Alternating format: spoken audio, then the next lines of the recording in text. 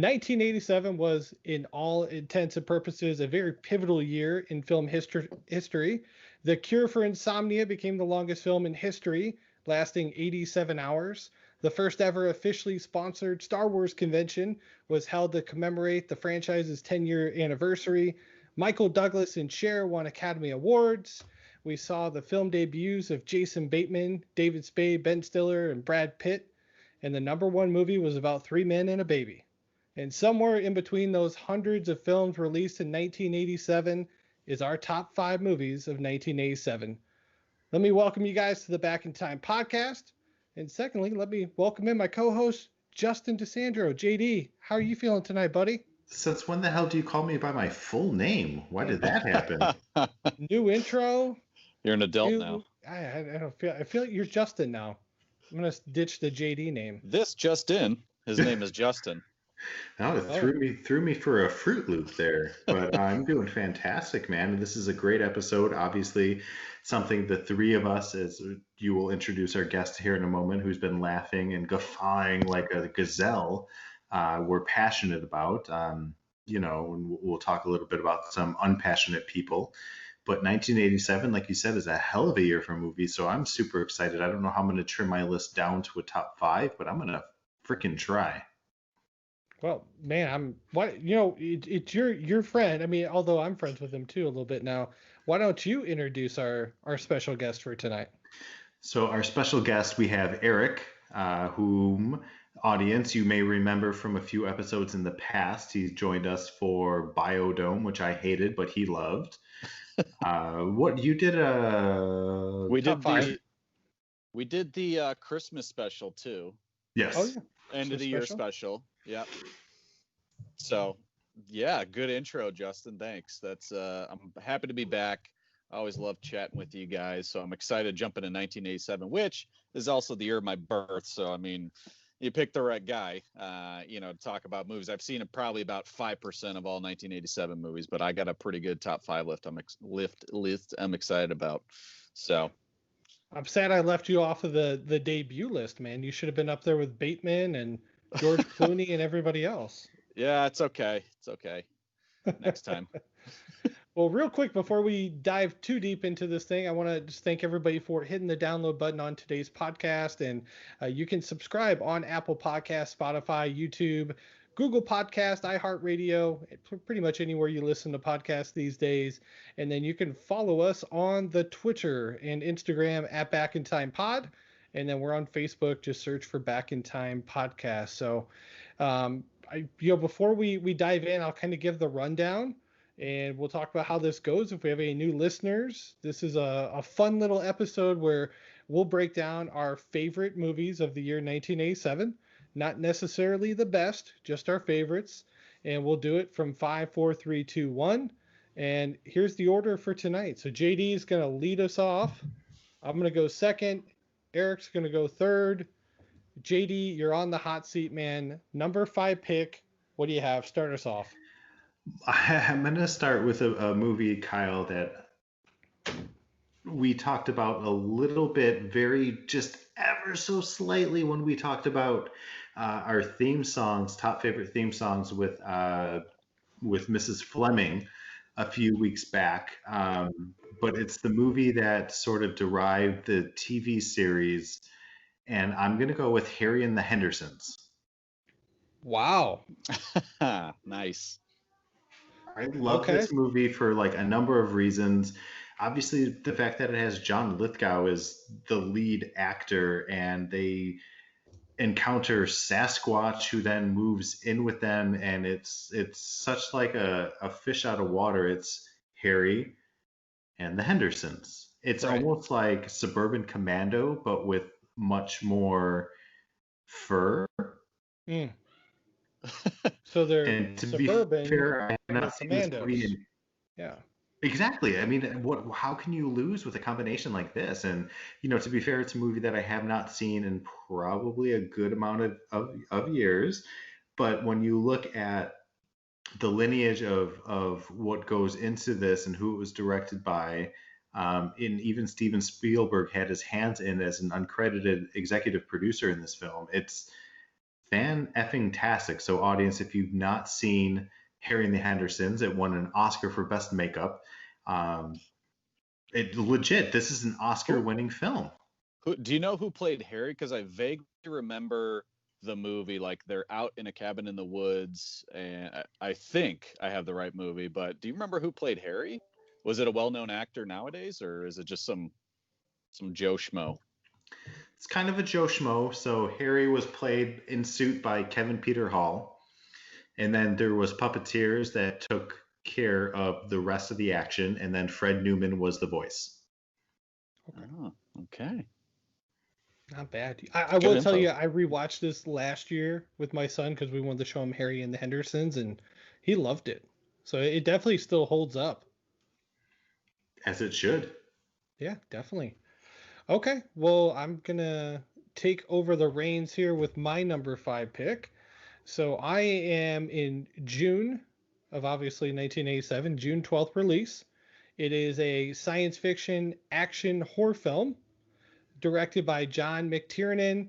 This was one of my picks. I know it's been on a different list before. It might have been, I don't know, did we do top 5 Arnold Schwarzenegger movies? Not to give away my pick quite yet, but I think we did, didn't we? I know we did. Okay. Yeah, I think archives people, check it out. But this, to me, was one of my favorite movies growing up. I watched this all the time. We had the VHS of it, and I would just pop it in from time to time. And of course, I'm talking about 1987's Predator, which originally was titled The Hunter. I like Predator a lot better. But yeah, this was like the second movie I can remember Arnold Schwarzenegger in. Terminator obviously in '84, but just as a kid, it went from Terminator to Predator, and then stuff like Total Recall came after it, and Last Action Hero, which we talked about in a bunch of other episodes. But yeah, what do you guys think about my number 5 pick? Eric, you go first, and I'll interrupt you. Okay, so I think what I'm going to go ahead and say is. Okay. Son of a bitch. I mean, that when I looked at, I'm gonna interrupt you back. So no, I think when I looked at the list, I was close to picking it as my top 5, but it just didn't make the mark for me. But overall, a great action flick. It's got so many good one-liners nowadays and memes, just stuff that you can always go back to. Some of it's campy, but a lot of it's just good, 80s action. So awesome pick for number 5.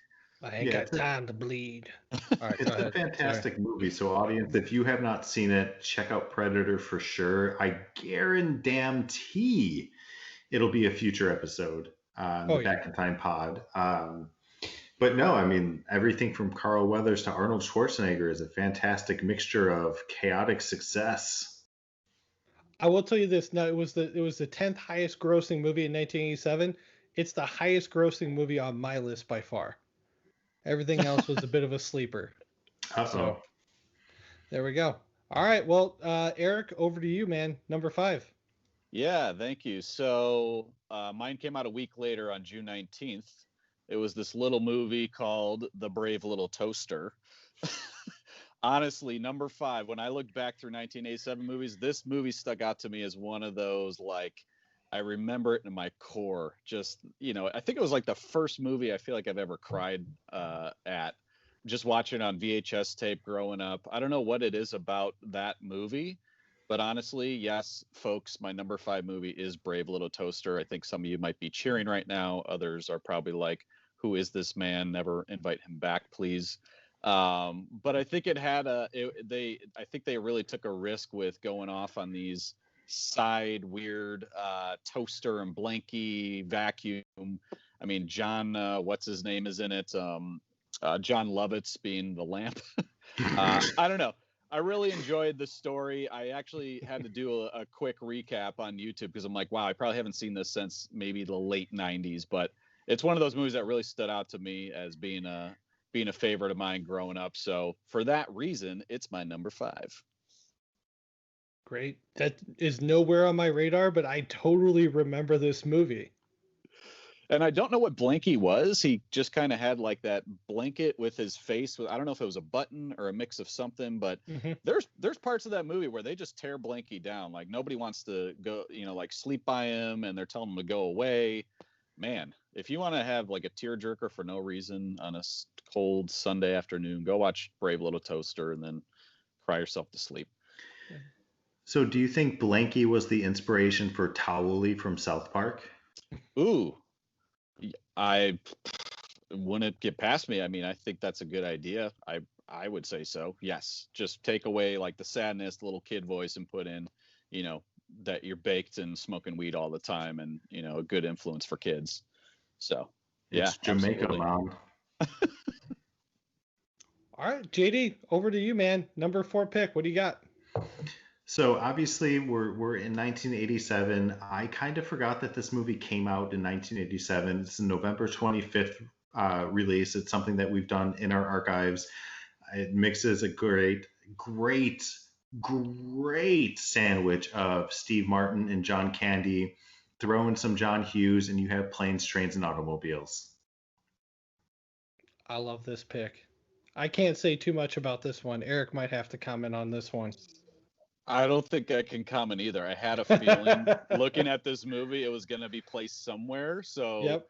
good selection at number 4, but I disagree with your number, sir. I disagree.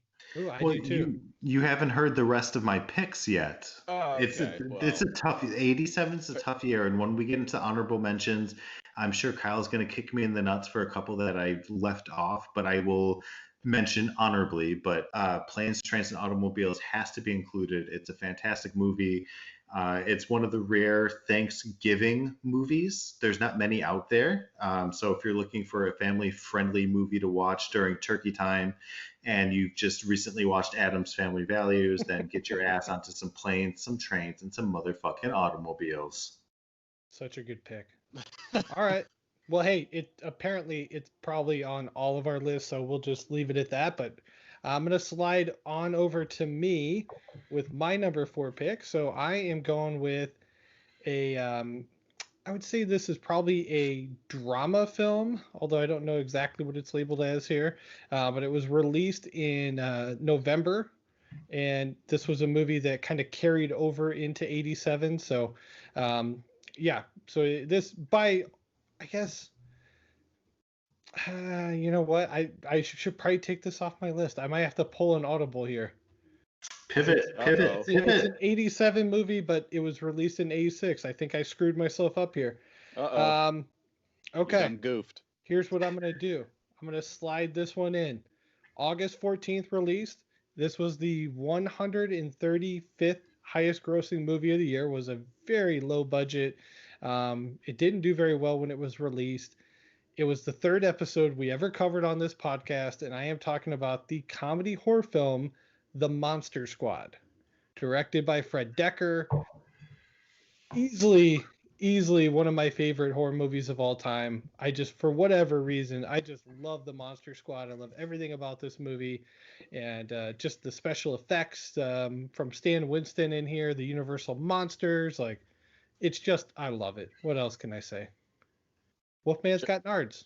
Wolfman's got nards. I feel like Justin, when we way back in the day, I think we went over to Jeff's house and watched that movie like one random spooky night, and that was the first I ever heard of it. And you guys were all over it, but I enjoyed the movie. I thought it was a good one.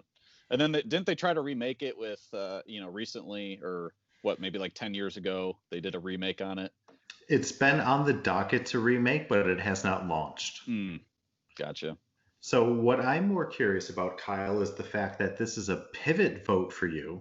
Mm-hmm. So was this not included in your original list? Because obviously I'm going to give you a stone cold stunner from a 5'3" Gustav Sinha, you son of a bitch bastard. Whoa. I can't divulge where it was at, if it was honorable mention or on my list. We'll have to wait till the end for that. But I can tell you it was on the list somewhere. Just don't know if it was 1 through 5 or honorable mention. That's what she said. Okay. All right, Eric, over to you, man. Number 4. All right, number 4. Again, my list really consists of movies that kind of, for one reason or another resonated with me. So my number 4 is none other than Adventures in Babysitting. I enjoyed the movie growing up, and to be honest, my babysitter growing up only brought 2 movies over. One of them was like Ski Club, that I don't think I could watch because it was rated R. and it was this one. So this was really the only movie I could watch. And every other weekend when she babysat us, we just watched this movie. And I have very, very vivid memories all years later of the L train scene where they throw the switchblade into the dude's foot. And I've had nightmares of it ever since. But I think it's just an overall fun family movie. Has a lot of great characters to a lot of fun elements, and Vincent D'Onofrio, being like Thor and all that. Like, I think it just really, is a fun movie to watch. Again, kind of family friendly. I don't know. There's probably some stuff in there that's not even like PG anymore. It's probably PG-13, but a good cast. Elizabeth Shue, some of those other guys like the redheaded dude, the like goofy redheaded neighbor that you probably seen in a number of different movies. Anthony Rapp, yep. So yeah, overall great movie. I thought it beat out Brave Little Toaster just by a few points. So that is my number 4. I love this pick. We covered this about a year and a half ago on the podcast, and we had a really fun time revisiting this movie. Yeah, and trying to pronounce Vince D'Onofrio's name. Yeah, and it's a Chicago movie, so yeah, near and dear to all of our hearts. So, yep. Yeah, and I don't. Was this? Did John Hughes have his hands in this at any part? I know it's directed by Columbus. I don't think so. I didn't see him anywhere on like producing or anything, but who knows? Somebody probably got a story that, he left on a bench somewhere and picked it up and ran off with it in his own. There we go. I love that. I know Molly Ringwald was at one point attached to this movie, so I didn't know if he had like a producer role or like a writing credit in it. So, okay, cool. Great pick. So, JD, number 3, man. Number 3 for me, I'm running into what I think is probably one of my more favorite movies of all time. It is the superior Arnold movie from 1987 compared to Predator. Fight me. I'm happy to give you a Stone Cold Stunner. Lay him out all day.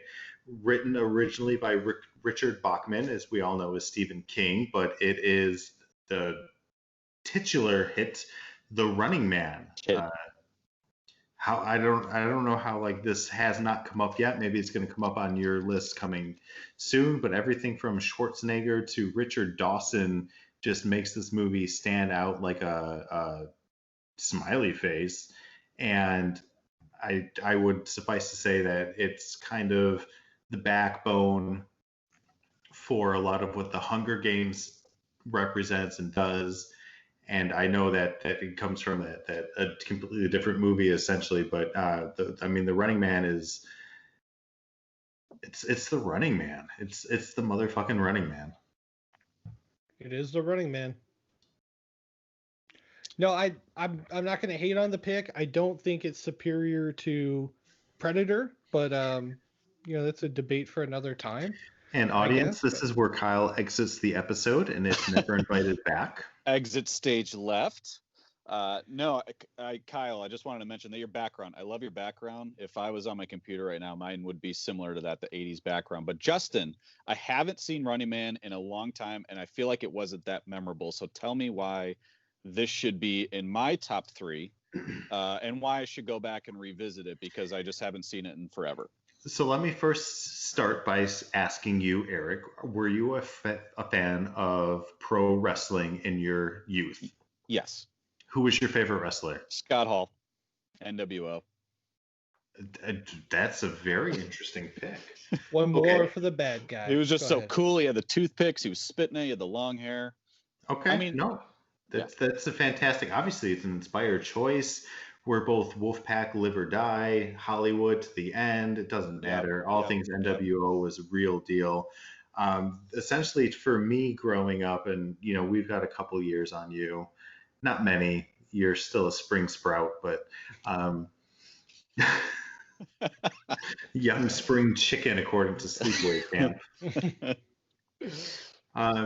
To me, this movie is essentially American Gladiator stuffed into a post-apocalyptic action movie with Arnold trying to do the right thing and just destroying his onslaught of more superior death-defying athletes. It's just so cool. It's like, what was that movie with Paul Walker where he was Fast and Furious. Oh, that's not what I was thinking. Fast and But we'll Furious stick with 2. Too try. fast. Okay. Triple fast. I don't know which one he's in. Crank? I don't know. Anyways, my point he's in being, Snow Dogs. He's in Snow Dogs. Okay, we'll say Snow Dogs to give all credit to Eric and Snow Dogs. It's a movie that I think takes like the idea of sports entertainment in 1987 and puts it in a new light that I don't think a lot of people were ready for. And to bring on Richard Dawson. I love ending a party with a good Richard Dawson, by the way. That's how you know when I've had too much to drink. If I'm doing a Richard Dawson and kissing everybody goodbye, that's when you need to say, Justin, you're drunk, go home. Noted. I will definitely remember that. Okay, so I'm going to go back to my number 3, which was a little bit of a pivot.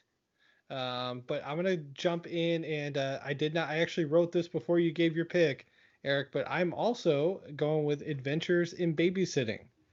And yeah, I love this movie. It was a July 3rd release. Did pretty well at the box office. But yeah, like you said, it's got a great young cast.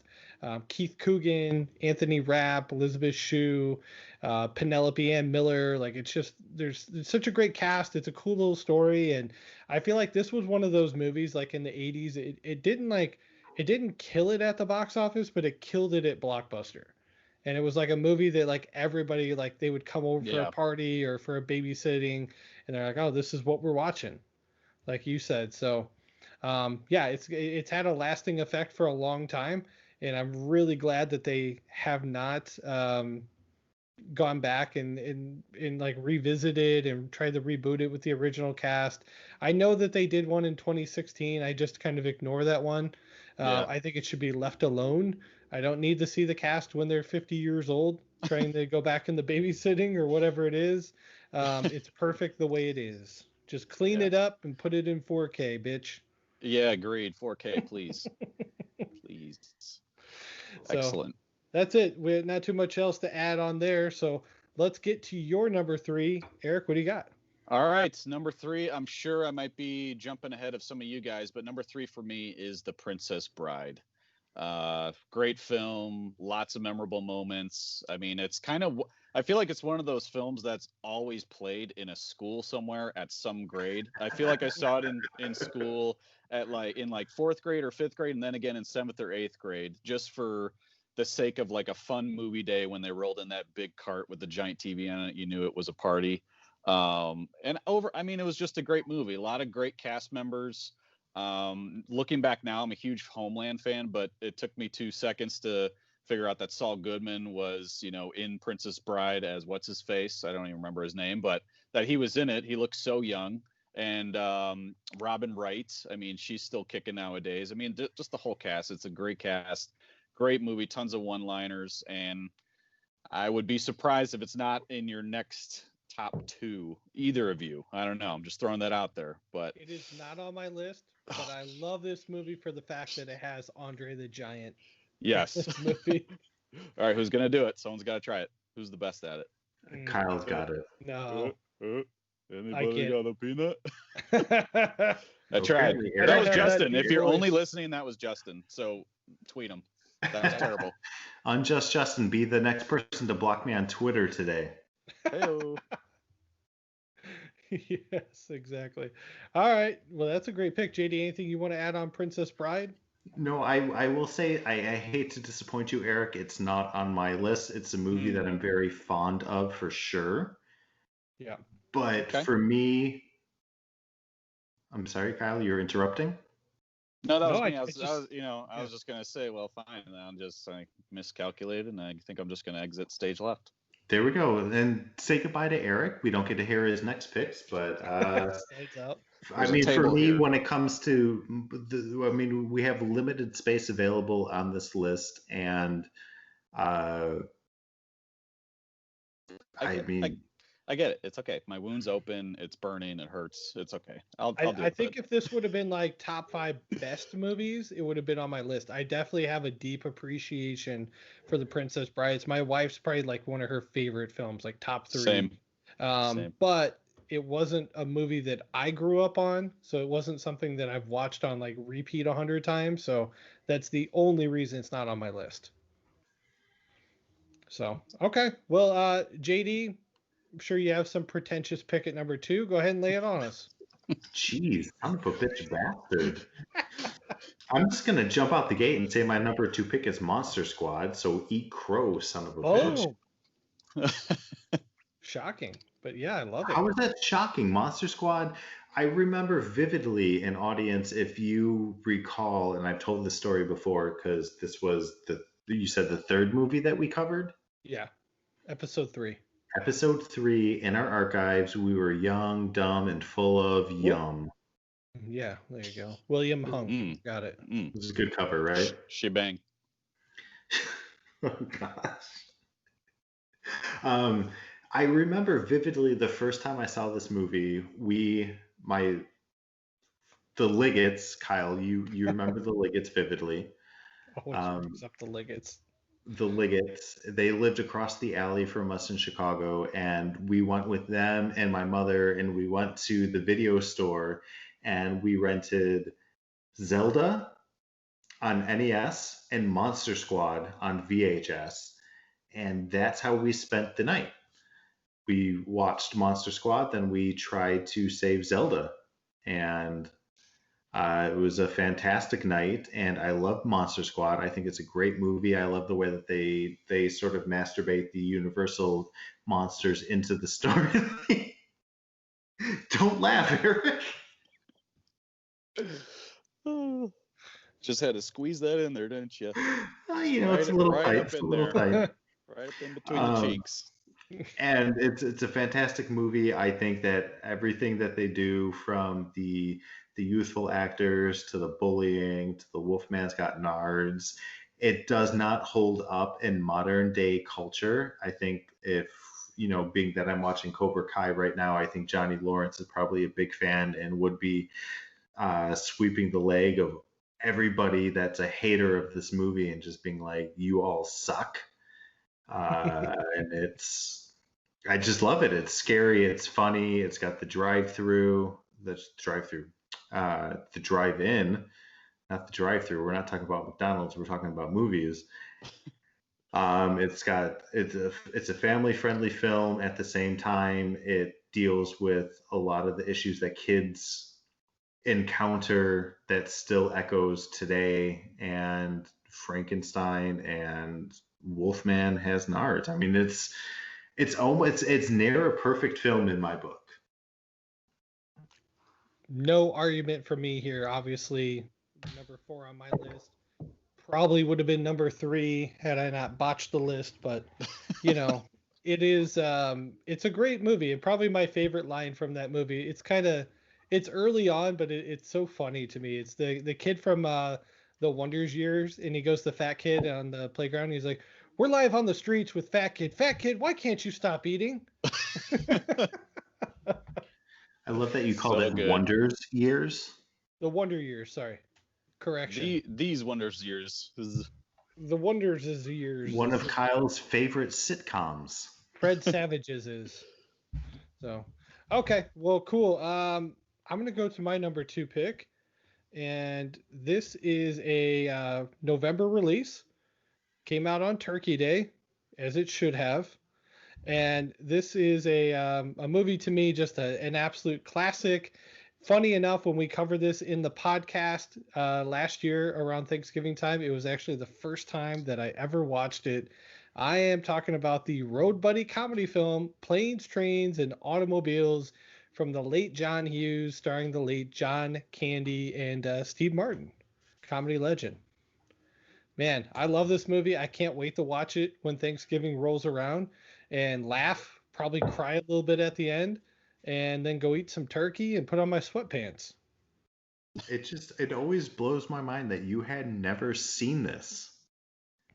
I I don't Yeah, even even to explain you it. have to like accidentally come across it at some point, right? You know, like you grow up, it's on a TV channel, and you only have 3 TV channels, and it's the only movie on. I don't know Yep, how you avoided it, but congratulations. But now you know the greatness of it. 100%.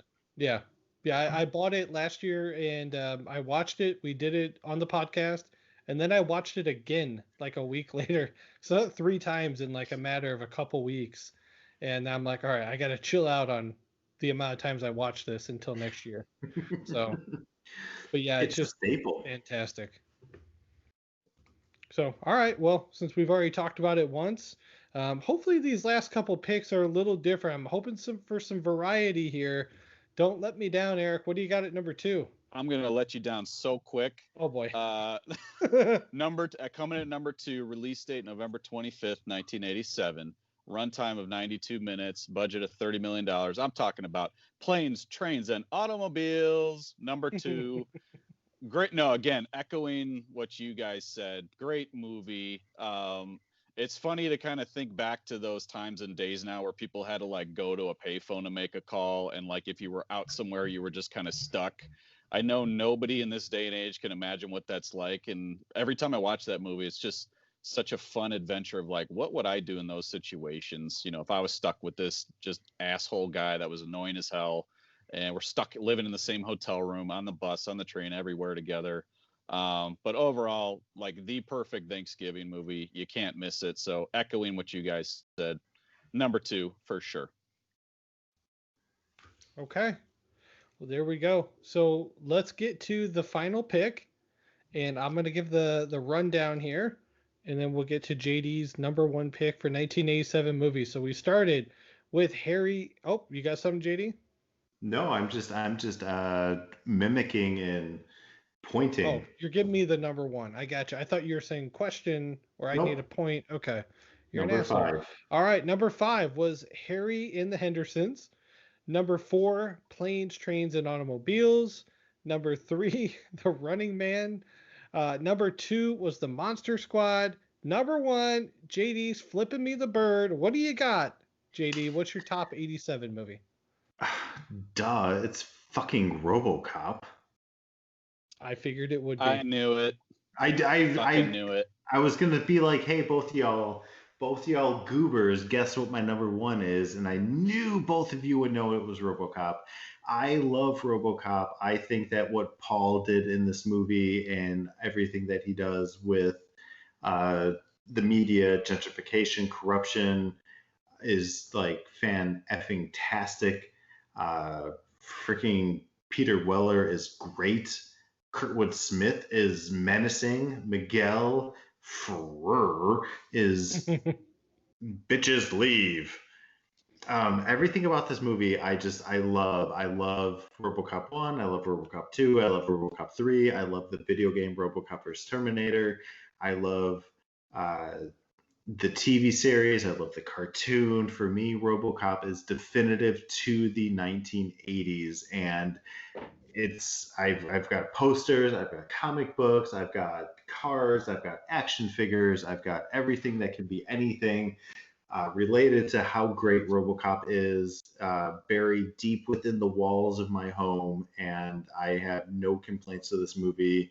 It's a near perfect movie, by all means, that everybody should enjoy, especially when you consider it's a July release, 102 minutes, a $13 million budget against a $53 million box office, and everything from what OCP did to creating Ed 209, and then the most recent news that they are considering doing a prequel TV show focusing on Dick Jones. It's RoboCop. So I assume that both your top picks are RoboCop, and we'll end the episode now. Mine is not RoboCop, but I do love this pick though. RoboCop was such a cool look and it was such a cool design. Like everything, he's got like that little like bar that went across and it's just all solid metal. I just imagine like I know the bat suit weighed a lot when Michael Keaton was in it. This had to weigh more than the bat suit. I mean, because it's like 87. It's like they're just like, well, let's just put some steel on him and see what Yeah. happens. And there's no way that's comfortable. At least the bat suit's like made out of rubber and stuff, right? You got to imagine this Yeah. thing's just like 50 pounds on his head and it hurts Hmm. all the time. He's got With to the deliver those nipples. epic lines. Yeah. Don't forget about the nipples. Well, yeah. Exactly. I Bat remember nips. they had RoboCop do a run-in at a WCW show You're back in the damn day. right they did. And I heard like an interview recently with one of the guys that was like a backstage person. He was like, so when RoboCop came in, they told us so he couldn't fall down, and if he did fall down, he had to fall down on his knees. And basically, like they had like two moves that we could do with him. He's like, it was just a shit show. He's like, we just did it for ratings, and nothing really even came out of it. So that just Okay tells you with how it. clunky that whole suit was. They're like, well, he Oops, could not oops. fall You down. son of a bitch. RoboCop owns Terminator in that suit. That's hard to debate, man. He is a serious powerhouse. That I don't know about the prequel. I still don't know how I feel about it. But if it's done right, if it's done like Cobra Kai, I'm all for it, man. Make it good. So, okay, cool. Eric, anything you want to add on RoboCop before we move on? I knew it was going to be your pick as soon as I saw it on the list. I'm like, yep, that's Justin's. Not Mhm. that I didn't pick it because of that, but I just knew it was going to be your number one. I knew it. I stayed I'm away okay from with that. it. That's why I love you both. Okay, cool. So here's the breakdown on my list. So number 5 was Predator.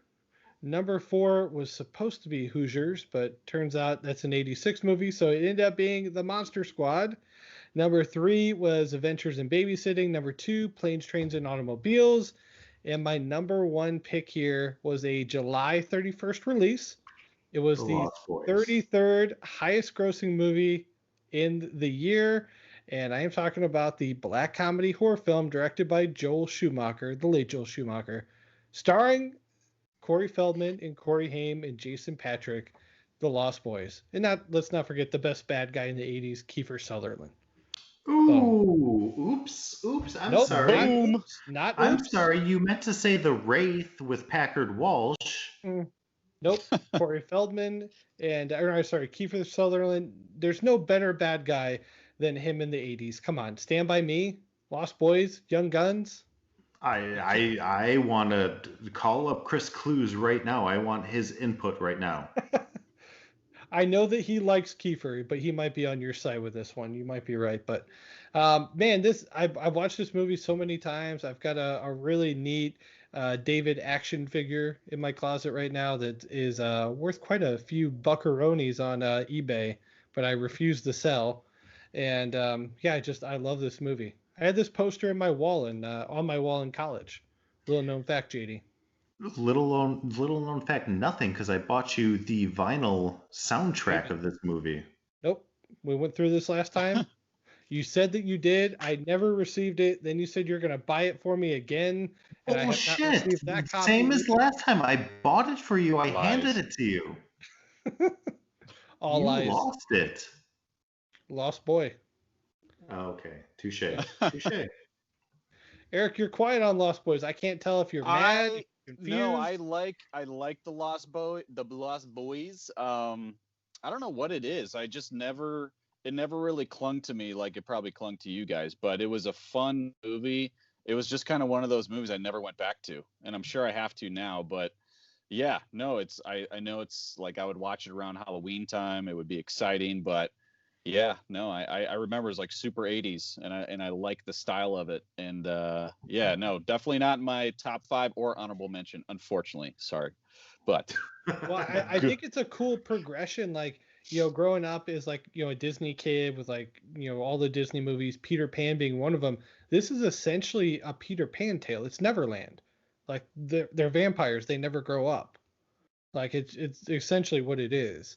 yeah, And it brings in like the horror aspect, and like the first time I saw it's like one of the first horror movies I ever watched. And thank God it was this one and not something more terrifying. So I know JD, you saw like a horrific movie your first time with horror. I believe we've talked about this in the past. I'm like, well, that explains everything. and mine was Candyman. Holy shit! Oh my gosh. I was like whatever years, yeah, I was like whatever years old, and my sisters rented it because they were allowed to, and I wasn't. So the tape was still in the basement, and I went and watched it when I wasn't supposed to, and I was never more afraid of a lot of things after that night. And I just went up and cried in my room, Oh, you and pulled still a to this Kevin day. McAllister. And the remaking era, they did remake it, and what's his name? Jordan Peele, I think, is a part of it, or no? Yep. Produced it, maybe. Yeah, they pushed back the date on it, but yeah, it was supposed to come out this year. Thanks, COVID. Yeah, no Thanks, kidding. thanks, Obama. Neat.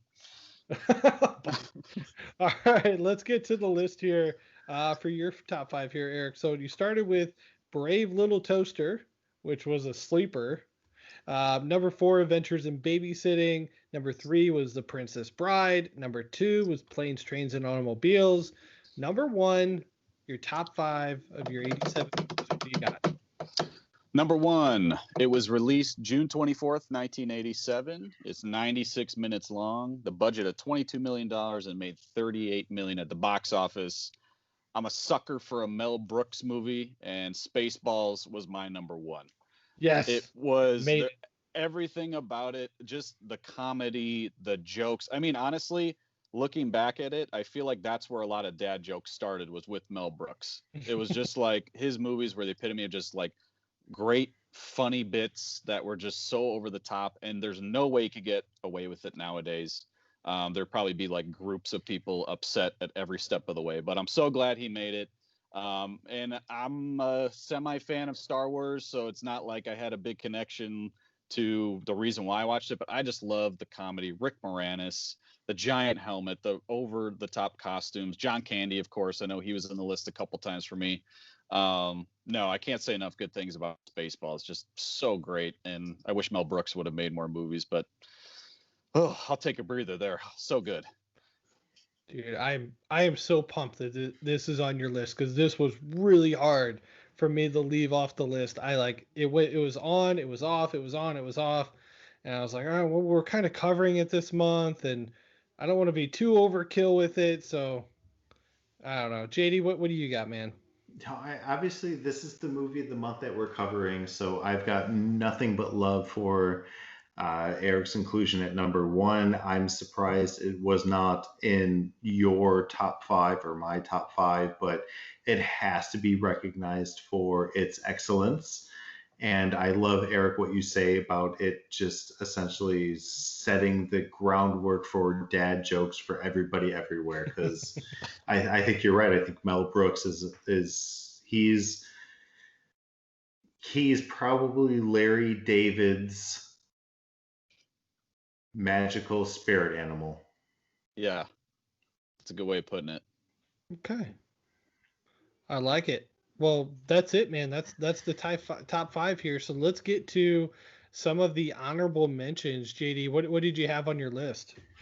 So obviously, it was very hard to not include Spaceballs or Lost Boys, but I want to go ahead and specifically mention the Sylvester Stallone tale from February of '87, Over the Top.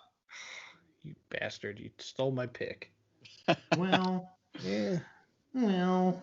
Over the Top is just, if it's one of those movies. It's like Big Trouble in Little China. It's just a delicious meal when you're not looking to cook at home, but you don't want Jimmy John's and you just want maybe the neighborhood American fare. You watch Over the Top, and it is literally over the top. Definitely. Okay. Well, that was on my list as well, so I can't disagree with Over the Top. I can't disagree with Spaceballs. But I got one more. I got one more, if you don't mind. No, go ahead. I mind. So you start and I'll interrupt you. Okay, so my honorable. So I'm going to go ahead and go with something that Rotten Tomatoes rates at 9%. Jaws 3. No, it's a Bill Cosby movie. Ghost Dad. No, Ghost Dad's actually a pretty watchable movie, but Leonard Part 6? Never heard of it. Never. No. Leonard Part 6. There's 5 movies before then, or no? So basically, it is a spy American parody film extravaganza where Bill Cosby said, let's jump into the franchise at part 6. And let's pretend there was 5 previous movies. So it's like Austin Powers part 8. Oh my god. But you've never watched any of the first 5 movies. I hate it. That sounds terrible. So hilarious. It's so clunky. It's a horrible movie. Like, there's a reason why. I just pulled it up. Story by Bill Cosby, produced by Bill Cosby, starring Bill Cosby. Man, he just must have had some money and some power back then to get this shit made. Oh my god. Hey, we're talking a $24 million budget against a $4 million box office, so give him some credit. I mean, it did earn several Golden Raspberry Awards. So oh, yes, it did. You got to give it to him. It's okay. If you've not seen it, I've got it on DVD. I will lend it to you both. Hard pass. Yep. We're all set. Whoops. Okay, well, I've got a couple honorable mentions I'm going to throw in there just off the top of my head because all mine have already been said. Good Morning Vietnam is a movie that I like. I don't love it, but that's a pretty good Robin Williams movie. But here's one that I'm really disappointed, JD, is not on your list. I'm hoping that you're already starting to realize what it might be. And it was actually the film debut of one Jason Bateman. Teen Wolf 2. Are you kidding me, man? This wasn't on your list? You can't shut up about Teen Wolf 2. Every time we hear Teen Wolf 2, like you're doing the whole thing like in the boat. Like, come on. There's so many good movies, though. It was hard. Like, none of us have even talked about 3 Men and a Baby. That's not a bad movie. I watched that. I saw that. I watched it with my wife and son, and we all loved it. I was like, oh, I don't feel like I should like this, but I do. You're talking about Teen Wolf 2, right? No, 3 Men and a Baby. Come on. Oh, you son of a bitch bastard. Stone Cold Stunners all around. Wife, kid, Kyle, boom. All right. Well, Eric, what do you got for your honorable mentions? Couple of them. So 3 Men and the Baby was on there for sure. I remember having just really good memories of that movie, and like the ghost kid in the background, even though it's really not a ghost kid. But I remember on like the Snopes website, if you Google 3 Men and a Baby and the ghost kid, you'll see him in the background. It's kind of creepy, but it's actually just like a cardboard cutout they forgot was in the shot. Anyways, 3 Men and a Baby definitely made the cut. Beverly Hills Cop 2, because I think those Eddie Murphy movies are hilarious. And another action kind of cop buddy movie, Lethal Weapon. That was the year they first started the franchise. And you can't go wrong with a good buddy cop action film. I mean, I still to this day, I watched the latest Bad Boys for Life movie. Like, they went to shit. I mean, maybe they were never good, but I still enjoy them. But like Lethal Weapon, I'm sure they're going to come out with another one knowing those guys, and they'll be, in their 60s, 70s. But those were my kind of top 3 that I would have gone to. 3 Men and a Baby, Beverly Hills Cop 2, and then Lethal Weapon. No complaints. No complaints. And recently watched Bad Boys for Life and enjoyed the hell out of it. It was a good movie. I'm kind of surprised nobody said Crocodile Dundee. That's not a bad movie. It made a shit ton of money. Or House 2, The Second Story. It made more money than Leonard Part 6. But you've never seen Leonard Part 6, so you don't get to complain. You're right, I haven't. So I have never seen House 2, though, either. So maybe we have a little movie night. We'll sleep over. We just start watching all these random movies that were like second and thirds that we haven't watched the first ones for. Oh, that'd be a fun episode. Okay. Well, hey, man, thanks again for coming on, Eric. Another great episode with you. We've got to find a way to get some more Pauly Shore in this podcast. So we need to have you back on for, maybe Encino Man, maybe Jury Duty, maybe Son-in-Law. Yeah, all the above. Those movies are good. I would definitely, Encino Man is up there. I think Encino Man and then Son-in-Law are probably my top 2. Jury Duty's okay, but it's still Pauly Shore, and he just came out with a new movie that probably nobody's ever going to see, and it probably looks like shit because he's like 60 years old now, and he's still trying to be the Weasel. Did you watch the trailer though? I was laughing. I was like, this doesn't look terrible. It looks good. I think the problem is I follow him on like social media too. So he's just like 100% the Weasel at all times. Like he is never not just, slimy and weird and, just the Weasel, man. So absolutely have me back. I would love to be on the show. Okay. I think Son-in-Law, definitely a Thanksgiving episode this year. November, done deal, stamp it. Ooh. Okay. Yeah. And we get the return of Patrick Renna. Ham. Yes. Sandlot. Come on. Yes. Okay. You remember the Sandlot episode, right, JD? The one that I was not invited to? The only one he's never been on. That and Remember the Titans. I was not invited to that either. Yeah, I was thinking about replacing you then too. Okay. I love that Justin leans forward to talk into the microphone. I know he doesn't need to. We were trying to go. But, there it is. Ooh, boom! There it is. Literally. Look at that, Mike. Is this safe for work? Is this a family show? That's the best way to end it. Thank you guys for listening. This has been a fun episode. Subscribe and hit us up on Twitter, Instagram if you have any ideas for next month or Thanksgiving. We want to hear it. But that's it. Thanks for listening. We'll be back in a couple days with the teaser trailer for Spaceballs. Keep firing, assholes!